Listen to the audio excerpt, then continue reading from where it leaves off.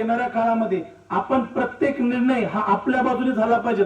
बघा, आपण ज्यावेळेस आपले आई वडील आपल्यावरती प्रत्येक विश्वास टाकतात, प्रत्येकावरती विश्वास टाकतात की माझी पोरगी सक्सेस झाली पाहिजे आणि त्या 6 महिन्यामध्ये सक्सेस झाली पाहिजे, हे सक्सेस पाहून आपल्याला टाकलं जातं आणि हेच सक्सेस होण्यासाठी आपण अहोरात्र प्रयत्न करत असतो। आणि हे प्रयत्न आपल्याच्यानी सक्सेस ज्यावेळेस होतो ना, ज्यावेळेस आपल्या अंगावरती गुलाल पडला जातो ना, त्यावेळेचा एक क्षण आठवा आणि आजचा क्षण आठवा। त्या दिवशीच्या क्षणामध्ये आपल्याला नक्कीच एक वेगळा आनंद होऊन जातो आणि त्या वेगळ्या आनंदामध्ये आपण भारावून जातो आणि त्या भारावलेल्या क्षणामध्ये आपल्याला पाठीमागचं काही दिसत नाही, फक्त दिसतं ते आपलं स्वप्न पूर्ण झालंय ते दिसलं जातं। आणि हे स्वप्न पूर्ण करण्यासाठी हा wild TP course Shri Shri Ravishankar गुरुजींनी हा वाईल्ड टीपी कोर्स हा अवघ्या भारत देशात नाही अख्ख्या जगामध्ये चालू केलाय।